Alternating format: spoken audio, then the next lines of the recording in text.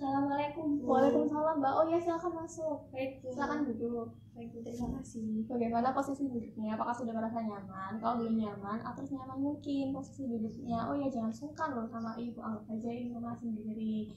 Karena kan kalau misalnya Mbak nggak nyaman, ya pasti kan nggak enak juga. Jadi diatur dulu posisi duduk. Silakan. Oke, Bu, saya atur ya pas duduknya. Ya, Bu. Sudah nyaman? Ya, sudah. Oh ya, bagaimana kondisi suhu di ruangan ini? Apakah sudah pas menurut Mbak atau kurang dingin, terlalu dingin atau mungkin masih panas? Nah, Ibu nanti akan atur suhunya. Mbak bilang aja sama Ibu. Iya, Bu. Menurut saya kondisi suhu di ruangan ini sudah pas, Bu. Nggak yang terlalu dingin ya, nggak yang terlalu panasnya. Pokoknya sedengan lah, Bu. Jadi saya juga nyaman juga di sini. Terus kondisinya juga kondusif, nggak rame gitu, Bu. Jadi saya nyaman, bener-bener nyaman berada di sini. Syukurlah kalau Mbak sudah nyaman. Berarti sudah benar-benar nyaman kan ini? Iya, sudah, Bu. Oh iya, ngomong Ibu ini bicara dengan Mbak siapa sih? Nama saya Dewanti, Bu. Oh iya, Mbak Dewanti. Nama Ibu Bu Dewi. Oh iya, Bu Dewi. Oh iya, bagaimana Mbak kabarnya hari ini? Syukurlah, Bu. Alhamdulillah kabar baik. Alhamdulillah. Oh iya, ngomong-ngomong kesibukan Mbak Dewanti ini apa ya? Nah, kesibukan saya kan mahasiswi, Bu. Jadi ya sibuk kuliah ya, Bu. Nah, berhubung kan lagi pandemi juga, jadi kuliahnya online. Terus ya jadi di rumah aja gitu, Bu. Tapi saya nggak lupa kok, Bu, sama yang namanya kewajiban sebagai seorang anak, yaitu ikut membantu orang tua dalam mengurus rumah tangga ya, seperti bantu-bantu mama gitu, Bu. Apa bersih-bersih rumah seperti itu. Jadi meskipun Mbak ini kuliah di rumah tapi nggak melupakan kewajiban sebagai seorang anak gitu Iya, kan. Jadi sebagai mahasiswi sebagai anak di rumah juga. Bagus sekali tuh Mbak. Iya, Bu. Oh iya, ngomong Mbak Dewanti kesini nih pasti ada yang ingin diceritakan nih sama Ibu. Iya, Bu, jadi saya tuh dengar-dengar nih, katanya Ibu ini kayak sebagai tempat curhat gitu lah, Bu. Kayak apa tuh istilahnya, untuk sharing-sharing masalah gitu, Bu. Ibu tuh kayak bisa gitu loh untuk sebagai teman curhat, kayak untuk konsultasi tentang masalah gitu. Iya, Bu. Apa sih, Bu? Kayak gitu bener aku Kalau konsultasi. di dunia bimbingan konseling itu namanya bukan curhat ya Mbak, bukan tempat curhat, melainkan proses konseling. Jadi Mbak Dewanti di sini tuh menemui Ibu melakukan proses konseling, bukan untuk tempat curhat gitu ya. Oh, berarti proses konseling ya, Iya. Bu. Soalnya saya tuh dengarnya kayak biasanya buat tempat curhat sama konsultasi masalah itu di Ibu Dewi aja katanya gitu. Jadi proses konseling ya Mbak Ibu tekankan, bukan tempat Iya, curhat. iya. Jadi sebelumnya Mbak Dewanti ini sudah pernah melakukan proses konseling belum? Belum pernah, Bu, melakukan belum. Sudah pernah mendengar mungkin atau bagaimana? Ya, saya dengarnya sebagai itu, Bu, kayak tempat curhat gitu, Bu. Mungkin di mana gitu pernah dengar istilah konseling gitu? Oh, dulu waktu sekolah pernah sih, Bu, kayak konseling gitu, tapi kalau untuk mengikutinya tuh masih belum pernah seperti itu. Belum pernah ya? Iya. Oke, Ibu jelaskan dulu bagaimana sih apa arti proses konseling. Jadi proses konseling merupakan upaya bantuan dari seorang konselor kepada konselingnya. Di sini tuh Ibu sebagai konselornya Mbak, nah Mbak Dewanti sebagai konseling. Jadi tugas konselor itu adalah apa?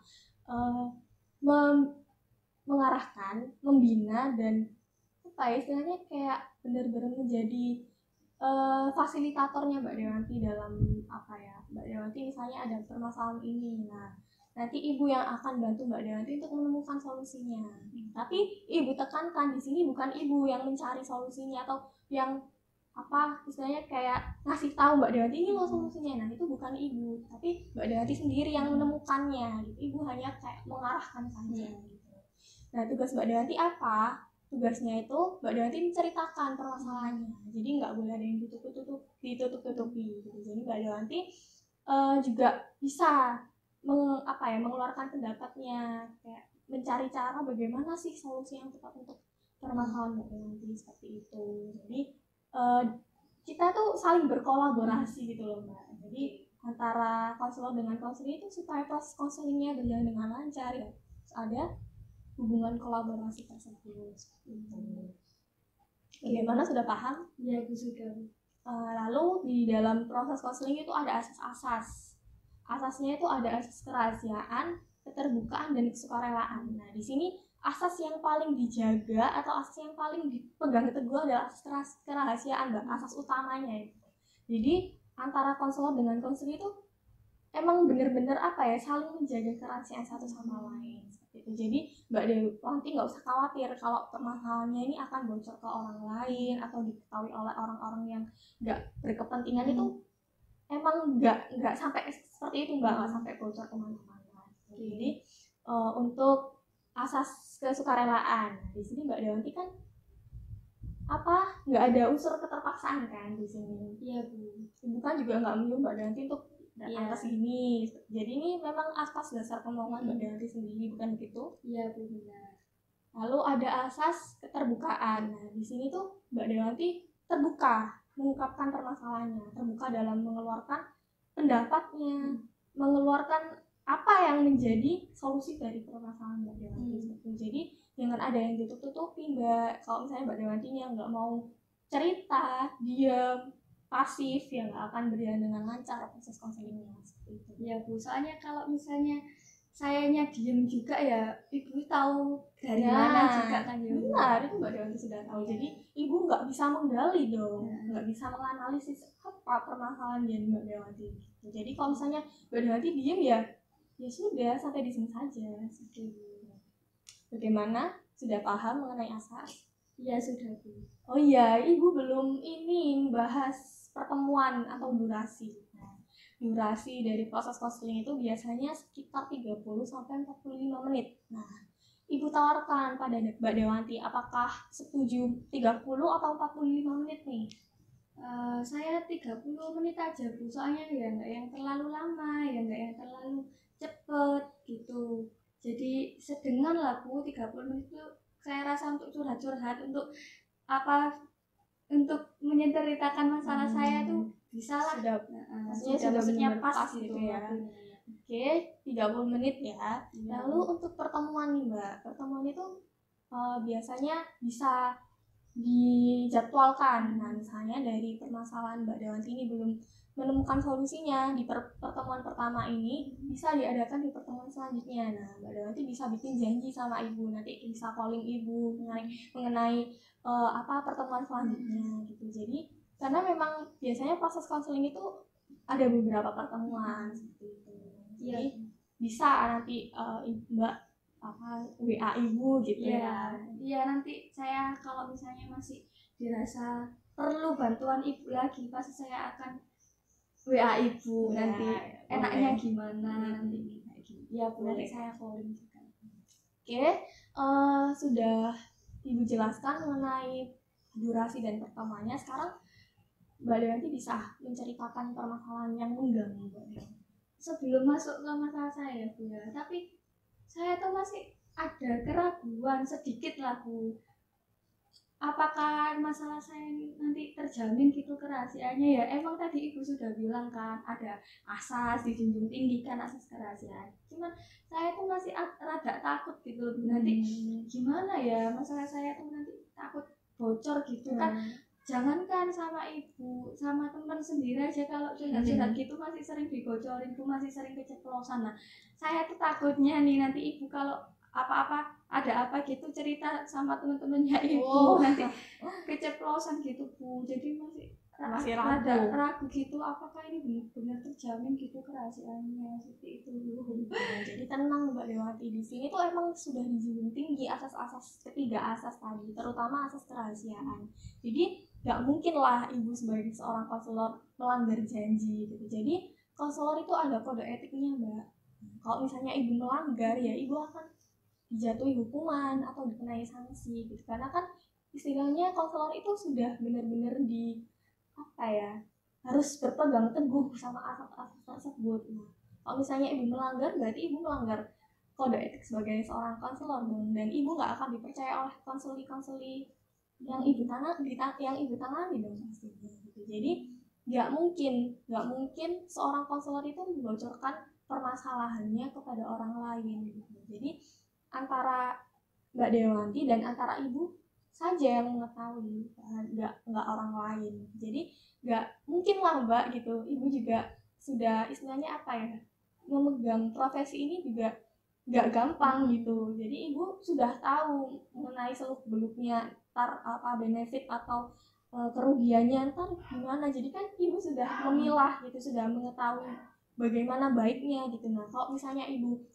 membocorkan berarti ibu apa? Ibu nggak apa ya, istilahnya bukan konselor sejati gitu. Bukan konselor sepenuhnya. Iya juga ya Bu ya, masa ya seorang konselor itu tega gitu Nah, bicarakannya, jadi mungkin juga jadi kalau misalnya Mbak Dewanti masih ragu ya nggak akan berjalan Mbak proses konselingnya. Mending sampai di sini saja gitu, nunggu sampai Mbak Dewanti benar-benar udah yakin mengikuti proses konseling ini. Bagaimana?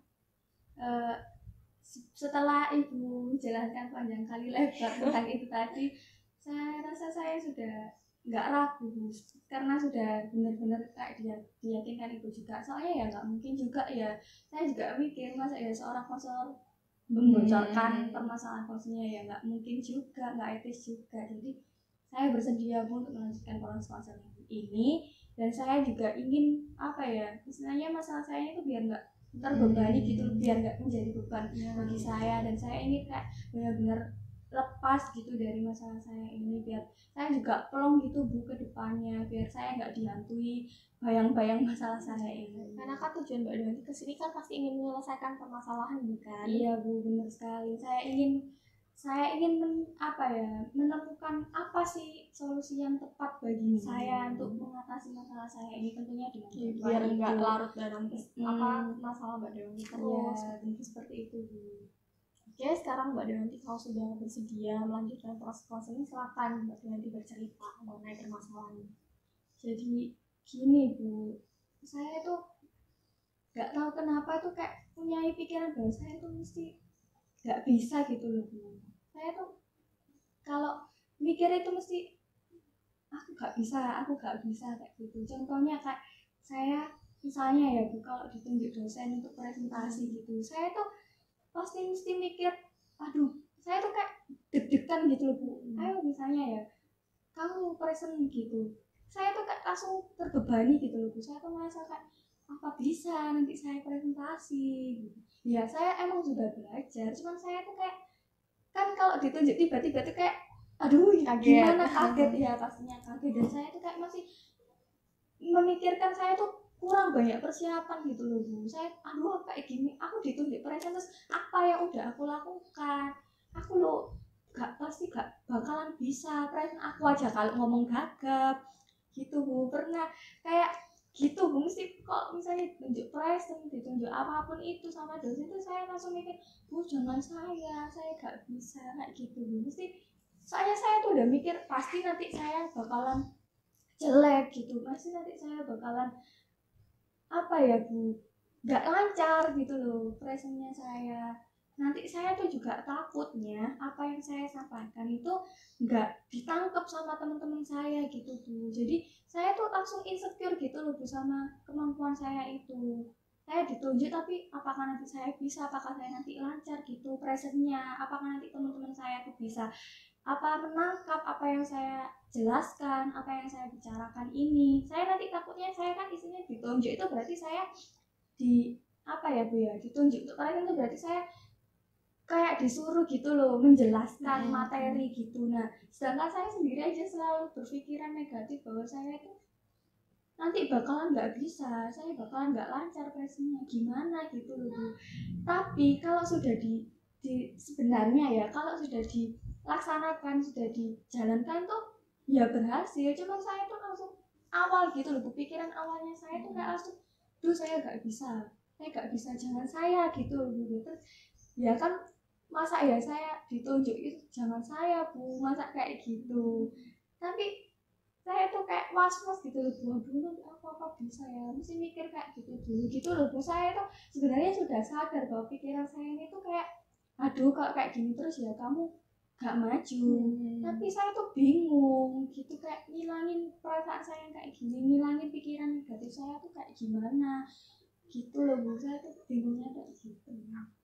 Baik Ibu rangkum ya. Jadi Mbak Dewanti itu merasa insecure sama kemampuannya karena takut kalau misalnya apa yang Mbak Dewanti sampaikan itu nggak bisa diterima baik oleh teman-teman Mbak Dewanti contohnya waktu presentasi, nah nanti ditunjuk oleh dosennya untuk menjelaskan materi, tetapi dalam pikiran Mbak Dewanti tuh selalu bilang nggak bisa, selalu bilang nggak yakin sama kemampuan diri Mbak Dewanti, dan Mbak Dewanti nanti takutnya nggak maksimal dalam menyampaikan materi tersebut. Nah, sekarang Ibu tanya, atas dasar apa Mbak Dewanti berpikiran seperti itu?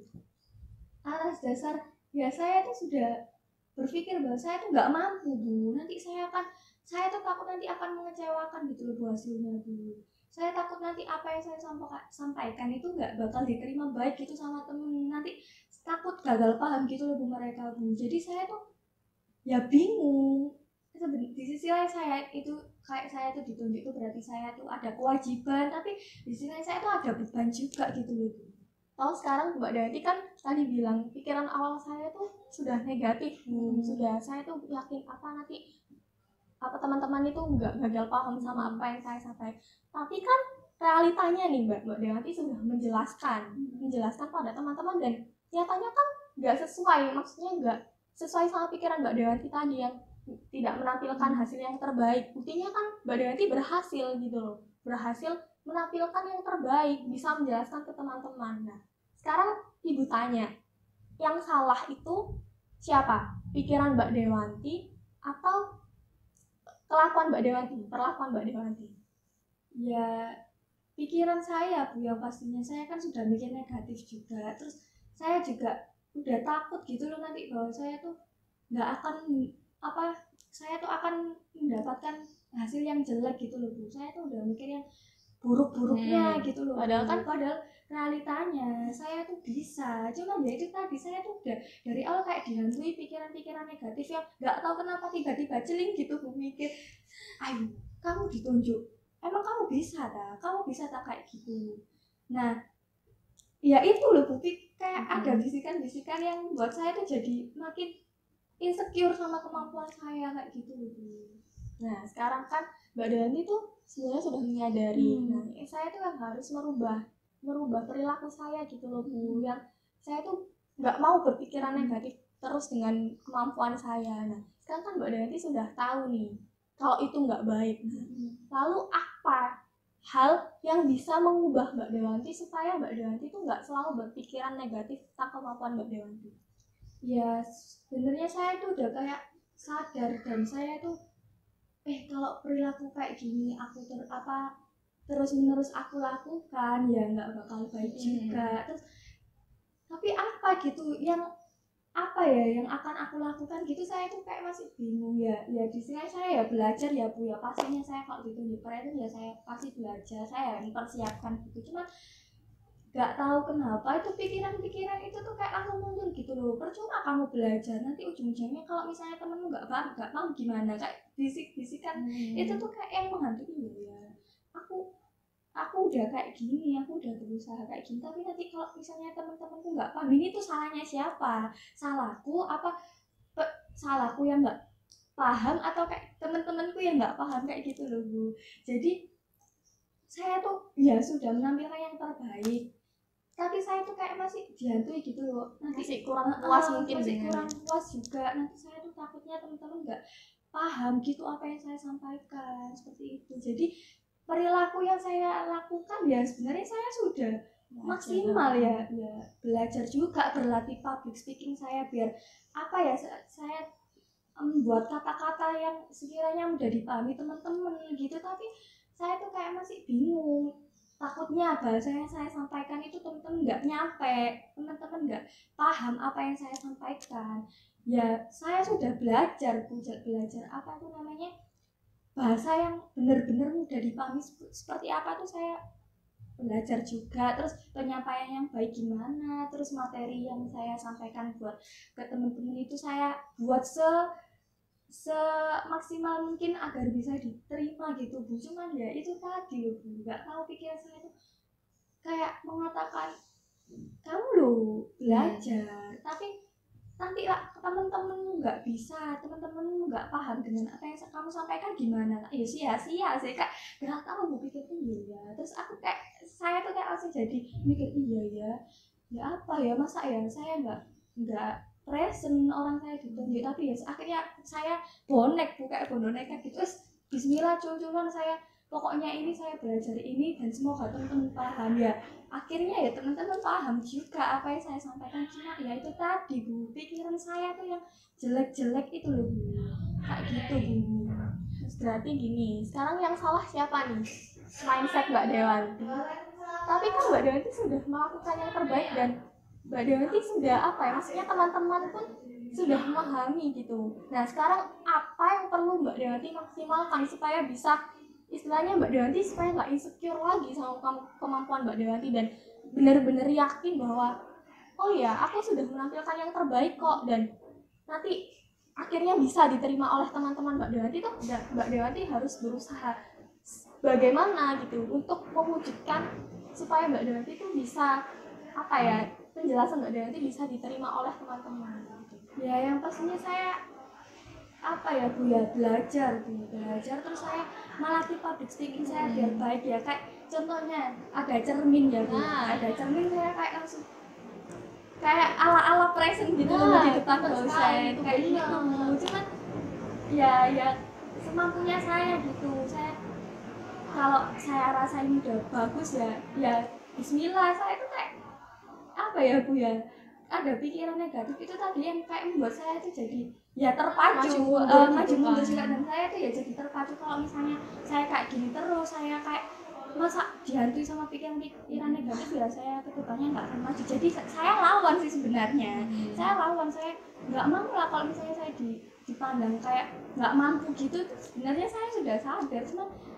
nggak tahu gitu loh Bu, kayak bisikan tuh loh Bu, kayak masih mikirnya tuh nggak bisa, nggak mampu. Saya tuh takut gagal, saya tuh takut dikecewakan, saya tuh takut mengecewakan, saya takut presentasi saya tuh nggak diterima baik sama teman-teman kayak gitu. Sebenarnya saya sudah sadar, saya ya berlatih itu tadi untuk kemampuan public speaking saya biar present saya berjalan. Satu saya sudah berlatih juga melakukan apapun yang membuat presentasi saya tuh biar bisa lancar. Cuma saya tuh takutnya nanti apa yang saya bicarakan, saya sampaikan ke teman-teman itu ya diterima baik sama teman-teman. Soalnya apa? Akibat dari rasa Mbak Dewanti tadi dihantui oleh pikiran-pikiran negatif tadi, sehingga Mbak Dewanti tuh jadi merasa yang awalnya jadi apa, misalnya yang awalnya Mbak Dewanti sudah yakin tapi jadi hilang gitu loh, jadi hilang dan Mbak Dewanti jadi nggak bisa yakin lagi gitu. Jadi yang harus diubah apanya? Ya mindset saya, ya perlakuan saya biar saya nggak kayak gini terus. Ya sebenarnya tuh saya sudah sadar juga apa yang saya lakukan ini tuh nggak baik, tapi bingung gitu apa yang maksudnya yang baik yang saya lakukan ke depannya itu kayak gimana, saya masih bingung caranya itu kayak gimana. Jadi di sini tuh Mbak Dewanti tuh ada pertentangan gitu antara mindset sama perilaku yang Mbak Dewanti lakukan. Padahal perilaku yang Mbak Dewanti lakukan itu sebenarnya sudah bisa maksimal gitu, cuman tinggal mindsetnya aja yang dirubah, tinggal apa cara berpikirnya Mbak Dewanti yang selalu buruk itu harus diubah menjadi apa ya, supaya lebih berpikir positif lagi gitu. Jadi menekankan positive vibes dalam diri Mbak Dewanti supaya apa ya, supaya kedepannya Mbak Dewanti itu melakukan hal-hal tersebut itu tanpa dibayangi rasa pikiran negatif tadi ya rasa yang buruk tadi yang Mbak Dewanti jadi insecure lah, yang Mbak Dewanti jadi nggak yakin sama kemampuan Mbak Dewanti. Nah itu yang harus diubah. Karena apa, kalau ibu mau ibaratkan nih jadi Mbak Dewanti ya ibu akan melawan itu semua, melawan pikiran-pikiran negatif itu. Karena apa ya ibu ingin menunjukkan yang terbaik. Mbak Dewanti kan sudah sadar loh sebenarnya, ya saya tuh mau yang terbaik Bu, ya saya harus melawan itu semuanya. Iya, tapi cara melawannya itu bagaimana Mbak? Cara melawannya itu yang harus ditekan gitu, yang harus benar-benar diterapkan ya supaya menghilangkan rasa negatif itu tadi gitu. Berarti apa ya Bu ya, cara melawannya itu ya saya nggak boleh terbayang-bayang gitu ya Bu ya. Terus yang paling penting di sini saya nggak boleh meragukan kemampuan saya gitu ya Bu ya. Ya saya akan mencoba melawan itu, dan misalnya nih ada bisikan-bisikan lagi di dalam diri saya tuh saya akan tepis, saya akan melawan gitu. Tapi kalau misalnya ada pikiran kayak gitu, saya mencoba apa ya Bu ya, ngalihin perhatian gitu loh. Jadi ya harus berpikir ke positif tadi seperti yang pokoknya kalau ada bisikan-bisikan itu saya apa ya Bu, saya kayak nyanyi-nyanyi aja deh Bu, biar nggak nggak kebayang-bayang, terus saya akan mikir kayak gimana gitu ke depannya gitu supaya apa ya, ya pokoknya kalau ada pikiran negatif muncul itu nanti saya akan lawan gitu. Kamu ganggu dengan mungkin dengan ucapan kayak gitu nanti biar ya kayak apa ya, menstimulus diri Mbak Dewanti misalnya kayak aku bisa kok, aku mampu kok. Nah, Kenapa sih kamu tuh ganggu pergi kayak gitu ya? Jadi harus dilawan Mbak gitu. Mbak Dewanti jangan yang dikendalikan sama yang tadi apa pikiran negatif tadi. Nah, Mbak Dewanti harus bisa mengubahnya dengan yang lebih baik lagi gitu. Kalau bisa perlahan-lahan dulu lah nggak apa-apa. Jadi ya supaya apa? Supaya Mbak Dewanti benar-benar yakin sama kemampuan Mbak Dewanti. Jadi ya apa ya, kalau ibu mengibaratkan seperti Mbak Dewanti itu ya ibu akan berlatih terus ya, meskipun apa ya, ibu masih merasa kurang puas ya dengan dilatih itu kan bisa menjadi lebih baik lagi gitu loh. Ya dengan berlatih tadi itu kan Mbak Dewanti bisa mengukurnya, oh iya ini saya kurangnya ini loh, nah, saya harus tekankan ini lebih baik lagi, lebih banyak lagi supaya performanya lebih baik seperti itu. Jadi kan jadi Mbak Dewanti bisa mengukurnya gitu. Jadi kayak istilahnya mengkonfrontasi gitu loh, mengkonfrontasi apa yang ada di pikiran Mbak Dewanti dengan apa yang nanti Mbak Dewanti akan lakukan. Nah kalau misalnya Mbak Dewanti sendiri diem atau kayak istilahnya kayak udahlah aku bisanya kemampuanku cuma segini, aku nggak mau mengeksplor lagi, nah itu justru yang salah gitu.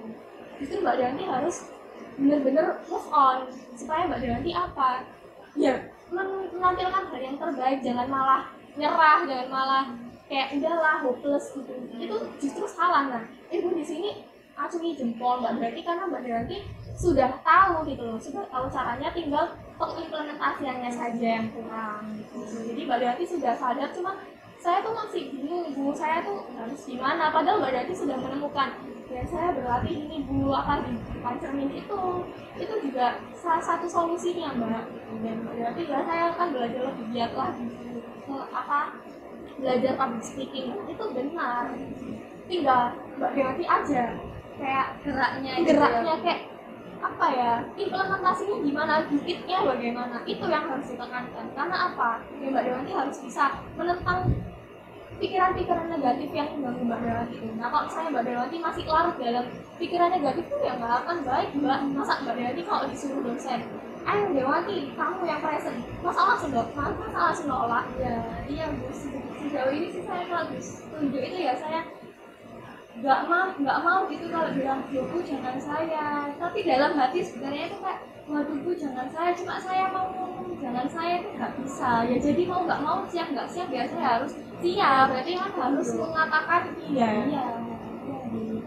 ya sebenarnya ya nggak siap, saya takut nanti apa yang saya sampaikan nggak diterima sama teman-teman, tapi ya udah mau gimana lagi ya, yang penting udah usaha ya. Meskipun masalah nanti teman-teman nggak apa ya, nggak paham sama omongan saya ya, udah itu urusan belakang saya tuh kayak cul-culan gitu loh kalau presentasi. Jadi misalnya nih Mbak Dewanti ditunjuk, nah nanti kan Mbak Dewanti misalnya nih kayak masih ragu, oh ya tadi saya kurang maksimal loh jelasin ke teman-teman. Nah itu kan Mbak Dewanti jadi bisa mengevaluasi diri Mbak Dewanti gitu.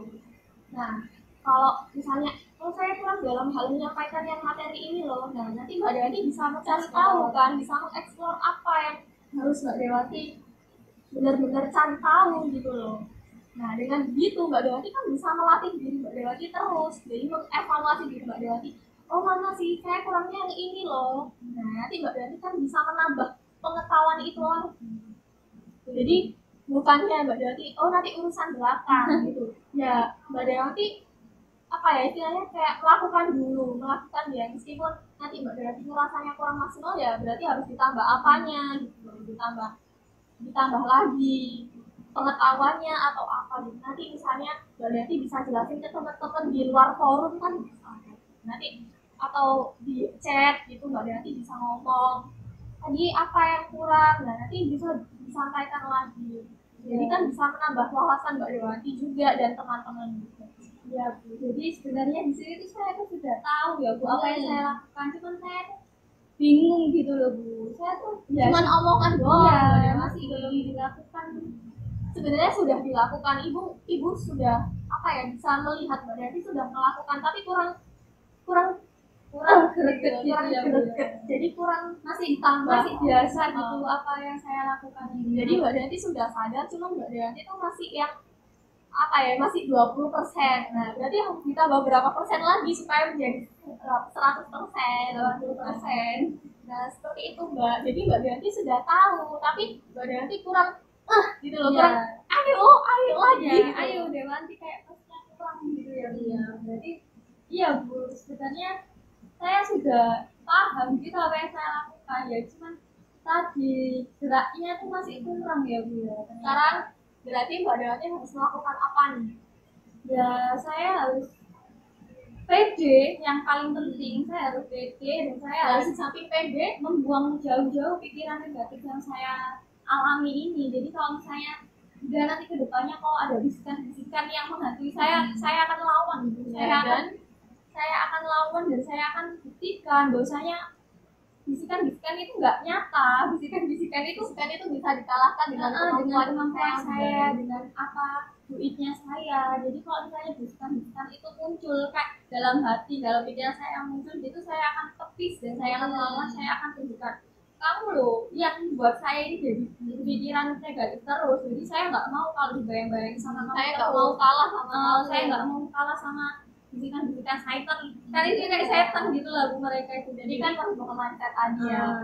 Merubah mindset. Terus kalau ada bisikan-bisikan itu saya lawan, saya tepis, saya tunjukkan malah saya akan terpacu nanti ke depannya biar saya nggak lagi berpikiran negatif, yang pastinya saya akan berpikiran positif nanti ke depannya. Jadi harus ada positive vibes dan melatih kemampuan saya yang public speaking itu nggak boleh dihilangin biar saya kedepannya menjadi orang yang maju terus gitu. Emang yang dari awal kan soalnya kan manusia itu butuh belajar terus ya Bu.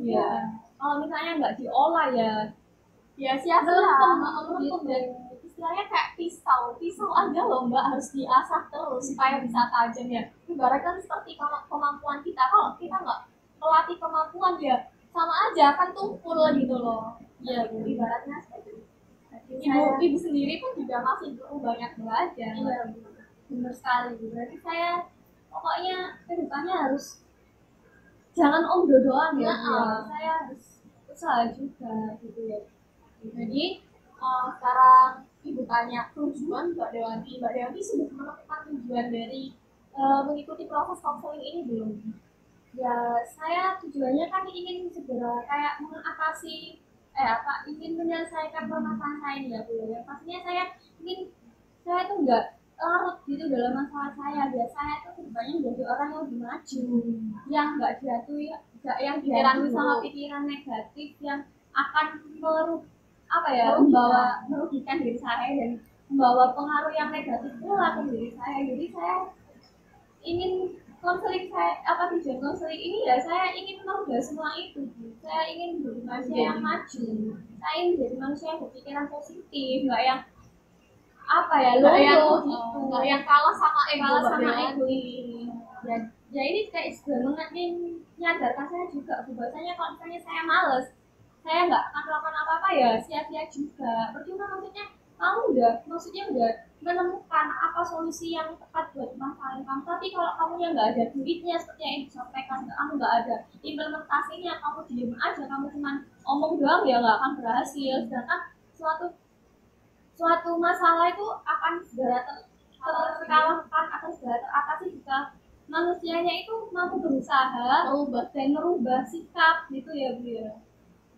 Kayak mencari cara supaya permasalahannya itu bisa teratasi. Ya, sekarang ibu tanya, Mbak Dewanti sudah menemukan belum tujuan dari permasalahan Mbak Dewanti ini, tujuan atau solusi dari permasalahan Mbak Dewanti?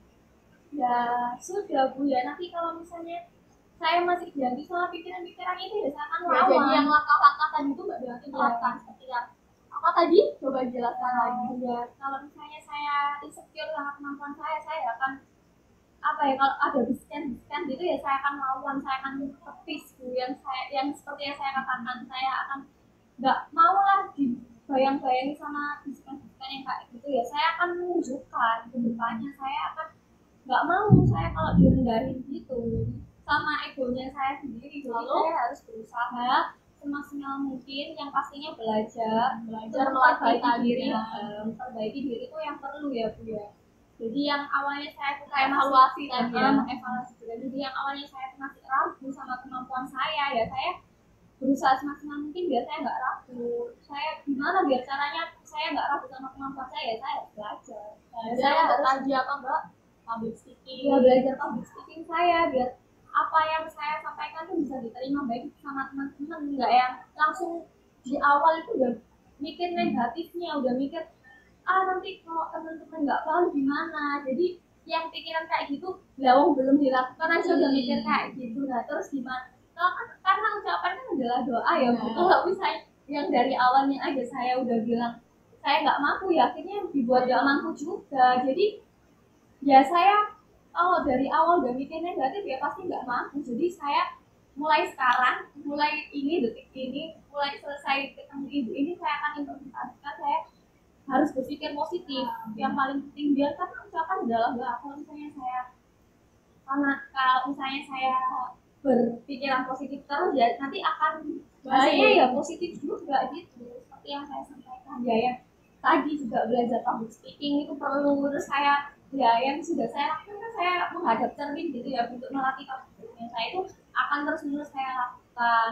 Yang pasti saya juga harus belajar mengeksplor kemampuan saya, ya pastinya saya kalau misalnya nggak, jangan merasa puas dulu gitu loh Bu. Itu yang saya dapatkan dari sini, saya nggak boleh langsung puas. Jadi harus belajar dulu apa istilahnya, belajar lebih baik lagi. Materi itu akan saya apa ya explore lebih dalam lagi supaya Mbak Dewanti bisa menjelaskan dengan mudah. Bisa kayak gitu. Itu Bu yang saya akan lakukan mulai saat ini. Jadi Mbak Dewanti tadi sudah menemukan tujuannya dan Ibu harap Mbak Dewanti konsisten untuk melakukan itu semua. Amin Bu. Jangan hanya Ya saya perlu bantuan Ibu juga ya, ya nanti saya kayak gini. Ibu akan pantau Mbak Dewanti. Ya, terima kasih banyak. Nanti Mbak Dewanti juga bisa apa minta tolong ke aku. Jadi saya apa Mbak Dewanti benar-benar yakin ya. Jadi menurut saya sudah sih bisa diakhiri proses konseling ini. Jadi sudah 30 menit lebih nih berasa ya. Iya, benar nggak terasa ya. Jadi berarti saya sangat terima kasih banyak ini sama Ibu. Soalnya Ibu telah udah membuat saya membuka pikiran saya. Terima kasih banyak Ibu. Ya Ibu juga berterima kasih karena Mbak Dewanti sudah mau bercerita sama Ibu kayak menemukan solusi bersama. Ibu. Ibu akhiri. Assalamualaikum warahmatullahi wabarakatuh. Waalaikumsalam warahmatullahi wabarakatuh. Saya pamit ya Bu.